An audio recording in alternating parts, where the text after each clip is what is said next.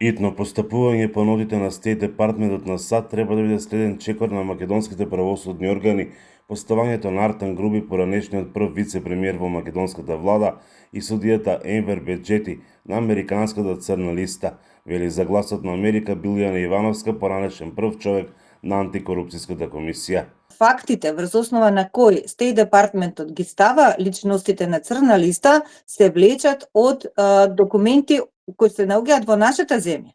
Што значи се им е достапно на институциите. Треба час поскоро да преземат мерки и активности, односно да постапуваат и да ги докажат делата поради кои што нели се ставени на црна листа, односно делата кои што се казневи по нашите закони. Прашањето сега не е кои се следни чекори кои треба да се преземат, бидејќи тие се јасни, туку зошто не се преземале чекори, дури и од како странски држави имаат собрано докази дека македонски државјани се инволвирани во корупција и организиран криминал, вели Дарко Аврамовски од Коалицијата за правично судење. Во конкретниот случај, значи за судијата Беџети, и судскиот совет имаше прилика да одлучува претходно и тоа и самите тие имаа констатирано дека содействието на судијата е застарен, прилично битен.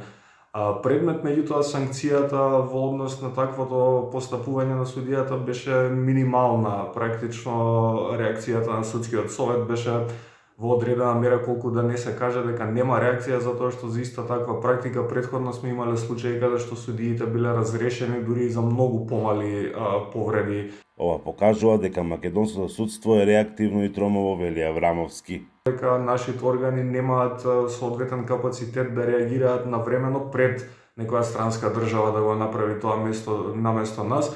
Ова не е прво и единствено лице кое што е на црната листа на Соединетите Американски држави, а се уште на домашниот правен промет не сме виделе некаква значајна присуда која што ги санкционира ваквите поведенија.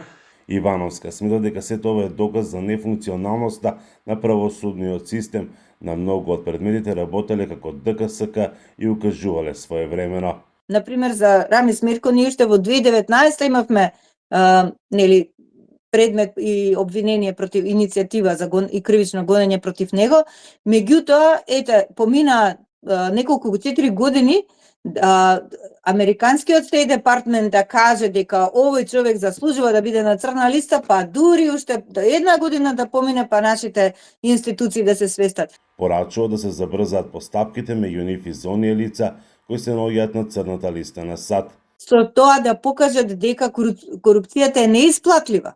Вака, како што стојат работите, ги охрабруваат корумпираните личности да продолжат со нивното делување. Затоа мислам дека час поскоро треба не само да постапуваат, туку и ефикасно да постапуваат. Ставањето на црната листа на било кој судија е сериозен удар за честа и угледот на конкретниот функционер на судската власт, велат од Сдруженијето на судии. Додаваат дека случајот мора брзо да се расветли, бидејќи интегритетот и етичкото однесување на судиите се од неприкосновено значење и оти не смее да се дозволи да се наруши нивниот углед.